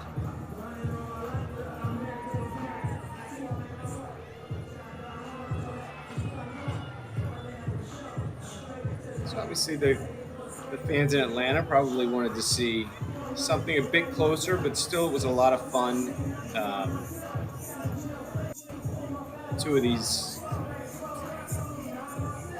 Both of these young women, obviously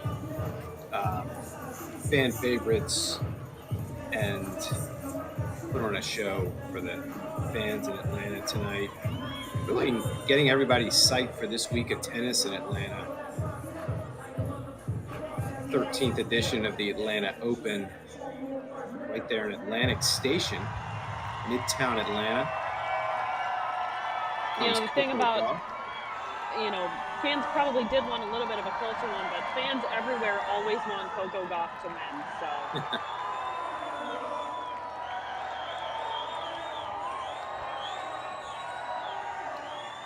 It's the beauty of an EXO. Both players will be firing balls into the stands. Win or lose. Patrick, you can go ahead and unmute. We've got your camera in the middle now.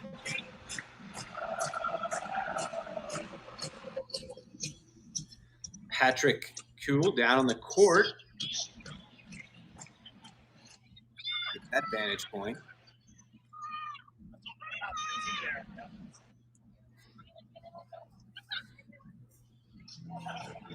Not sure how much closer Patrick could get to both players than he is right now.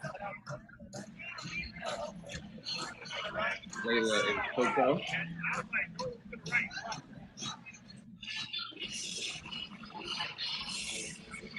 Taking selfies for the Atlanta Open crowd. Ladies, like the show, what are you thinking about this crowd here, both during the match and especially after? How you doing? Well, the crowd is amazing. Thank you so much for everyone who came that came. Great atmosphere and a great invited place for you guys. Thank you so much. Well, awesome. Were your favorite 4 shots of the night the 4 balls you hit in the stands? Yeah. Loaded question. I want to say the tweeter, but the one I hit, I lost, and then I never got to do one of these. So I guess maybe next year.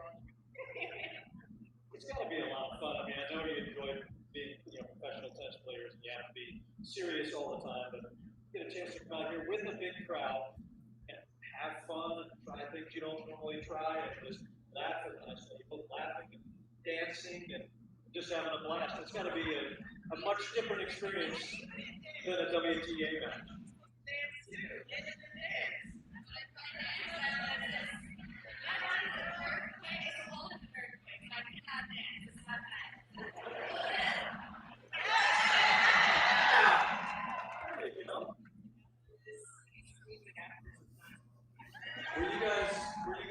Are you guys buddies? I mean, you're similar age, you're both in the top 20. Is it hard to be buddies with somebody that's you're duking it out for position in the rankings and all that, or not at all?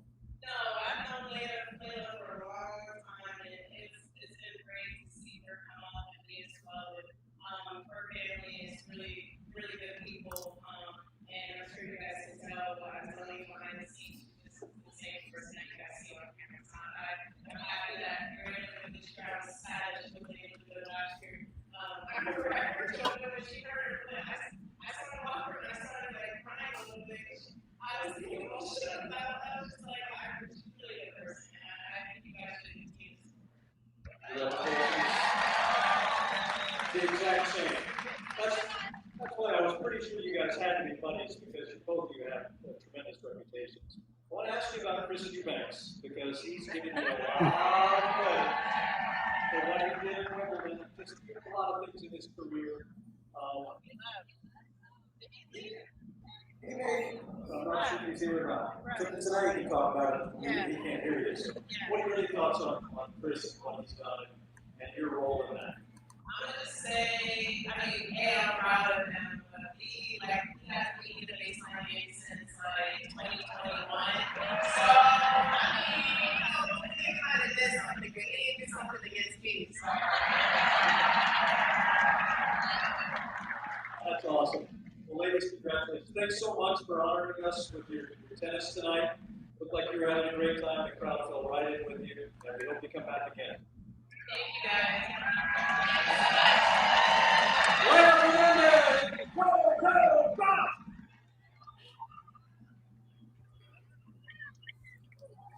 So we just heard from Leylah Fernandez and Coco Gauff. Patrick Kuehl down on court.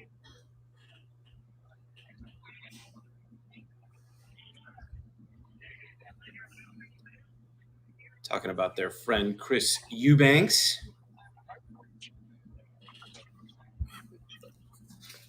We got to see Chris's run earlier this year that got him into the top 100 for the first time ever in Miami, which was awesome.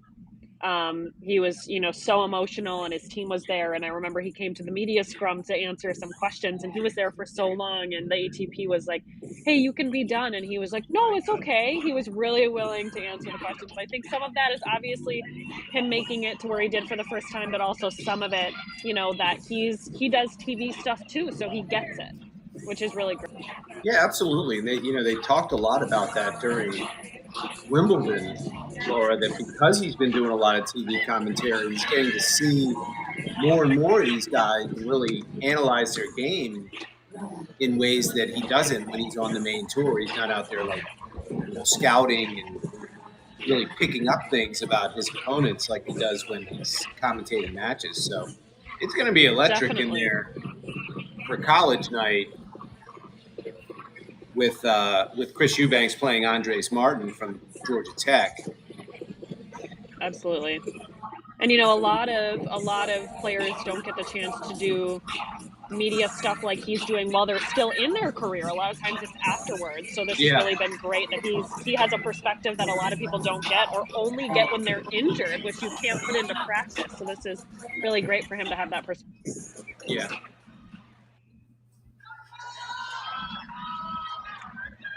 She's going to be around the stadium for a while if she signs every ball. Our friend Danny Kendall there, who's in charge of some of the player relations at a lot of tournaments. And J.J. Wolf will be in action. The ex-Ohio State Buckeye will be in action tomorrow night in the second match on. First match, evening session tomorrow night. Kokonakis against Gael Monfils. Patrick, I might have to somehow find a way down there and come watch that one with you. Come on down. Bring a hat. Just some. Bring a hat, bring sunscreen, bring water, Randy, because that's necessary.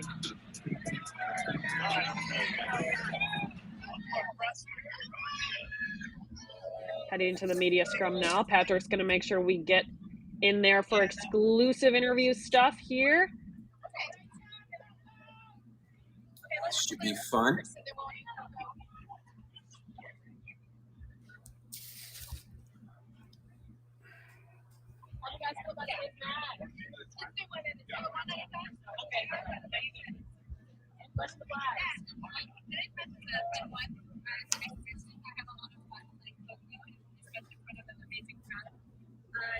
There's some fun moments, there's some good points, and I think there's some stuff that we tried and missed, but I think it's a good atmosphere together.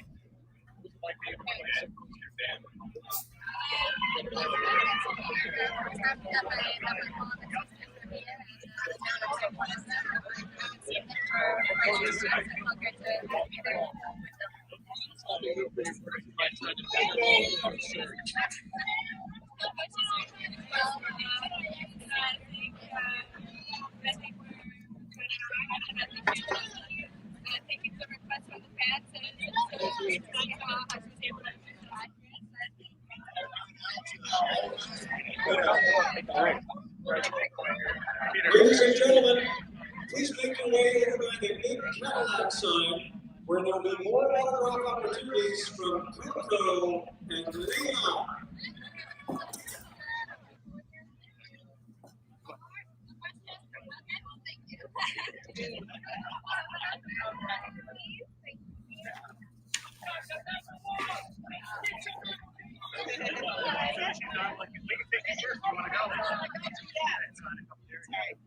Here, Coco Gauff. Oh, it feels great. I mean, the support that we got today was insane. I wasn't sure, some years we just attended this last year, but it really showed up.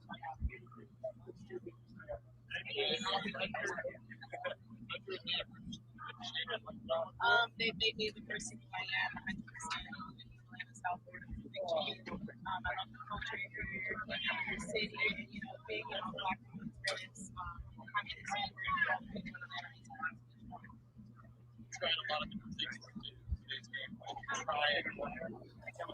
I try to underhand serve, and I usually always miss it. So, and I do try a little tweener, but it doesn't. And I love you, and I almost made that. So I'm proud of myself for trying something different. A lot. I mean, last year I made my first Grand Slam final, and I think it gave me the belief that I could maybe get a slam. And now I'm really believe that I can do something. So, it's actually a lot. Last one. You seem like you had a lot of fans in the air. I think it's like, describe what that back and forth is like. Yeah, it's really cool. I didn't know it was going to be a different thing. Yesterday, celebrated a little bit.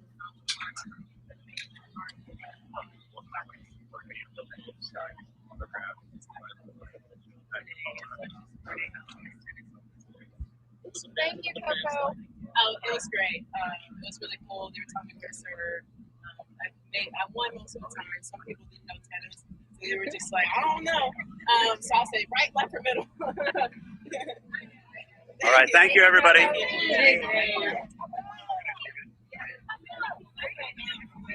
So quick. All right. Were you guys able to hear that, hopefully? Patrick, give us a little bit of a rundown of what the ladies said there. We could hear some of it, but not all of it before we end this stream today. Yeah, well, Coco was talking about, they were asking about how she's grown as a player and her Atlanta roots, and she talked about how growing up in Atlanta really means a lot to her, and just how she's developed as not only a player but as a person. And moving down to South Florida wasn't easy at first, and she seems to always love to come back here. And they were asking her what the crowd engagement was like, and she said it was great. She was asking them during the match where she should be serving, and she said a lot of the people didn't really know about tennis, and so she was just like, well, right, left, or middle. And yeah, so especially at the end there, I think you can see she was kind of chatting with the crowd a little bit. And yeah, I mean, they love her here, and like I said, it's been like totally packed all 3 exhibitions that she's played here the last 2 years. So I'm sure she'll keep coming back as long as they'll have her. Absolutely, such a great tradition, and seemed like Patrick. There was a lot of electricity as always in Atlantic Station tonight. Yeah, for sure. Well, I mean, you know, the thing about the Atlanta Open is that, you know, during the day, it is really hot. And, man, you are a real tennis fan if you're coming to sit in the stands at, like, noon or 1 to watch these matches, especially, you know, as qualifying was going on today. And there were quite a few people there today. But, obviously, when the sun's down and it's a little, you know, it's a little cooler. And yeah, you've got Gauff playing, who's from here. I mean, yeah, everybody turns out, and it's definitely a big party. I mean, I don't know if you can see on the stream, but she was dancing with the crowd members quite a bit. And I just posted a video to our Instagram actually of her doing it. And she like was dancing with a little girl, and then she threw her the wristband afterwards. And yeah, so it's great crowd interactions down here from both players, but obviously Coco kind of being the hometown player. Absolutely. Well, it was a lot of fun, and so we're gonna wrap it up. We're actually gonna wrap up our Newport coverage. Laura is still in Newport. The Infosys Hall of Fame Open ended today with Adrian Manarino winning that final against Alex Mickelson. Really? Alex Mickelson. The Georgia Bulldog to be, maybe. Yeah, it'd be interesting to see him when he comes down here. I hope he still plays the Atlanta Open. He's in the draw, and obviously a Georgia commit. I'm sure he wants to play the Atlanta Open and see what kind of support he gets. But. Yeah, and he's playing the same guy that he played in the first round of Newport, and that's Maxim Cressy. Mm-hmm. Sure, Cressy's thrilled about that one. Ready to try to get one back. But we are starting great time of year in the TennisONE app. So we go from one tournament to the next, the official app of Newport. Now we head into Atlanta. You see Patrick there on site. He's going to be there all week. TennisONE, the official app of the Atlanta Open. And I've been glancing at this draw sheet all night. Even the doubles. There's another Georgia Bulldog, Trent Bride, who got wild carded into the doubles with Ethan Quinn. So a lot of great storylines. And, Ben Shelton, maybe it's just me, but he's like, it's almost like I haven't really been thinking about Shelton as much because of all these other storylines, Patrick. What do you think? I mean, I know. Yeah, well, there's like no shortage of college tennis storylines, it seems like right now. And yeah, I mean, you just said Trent Bride. He played college night in 2021, I think. He played against Brandon Nakashima, and it was rowdy for that. The Georgia Bulldog fans were out here. Some questionable comments being thrown out, no doubt, from what appeared to be some frat boys. But it was that match was rocking for sure. And yeah, I can't wait for the college night this year with Eubanks and Andres Martin. So, I mean, Andres beating Kokonakis last year was crazy. So they've had some really awesome tennis during this college nights, and I'm sure, who knows, this might be the best match of them all. So yeah, so we'll see what happens. Absolutely. So we will we'll be following Patrick all week at the Atlanta Open, and then Patrick and I think Laura head to the Mubadala City DC Open. Yeah, Madison's going actually. Or Madison, I'm sorry. Madison and I will be there, yes. So everyone, is excited for that event. Now, used to be the Mubadala Silicon Valley Classic. Now that tournament, folks at IMG, Mark Gein and his team have combined those two events to have an ATP and WTA 500 in the nation's capital. So that's going to be a lot of fun. But we're at TennisONE. We're going to be we're in it for the long haul this summer, and we're having a good time. And there is a lot of fun stuff going on in tennis right now. So we were psyched to cover it tonight, this Sunday Showdown from Atlanta. We want to thank our presenting sponsor, SportMaster, for making our coverage possible tonight. Coco Gauff escapes with a 6-3, 6-3 win over Leylah Fernandez. And hope you had a good time. We apologize for the technical difficulties, but we got through it. We had a fun night, and a lot of great stuff to come here in TennisONE over the next couple of weeks. So We'll see you around the grounds, everybody. Thanks, guys.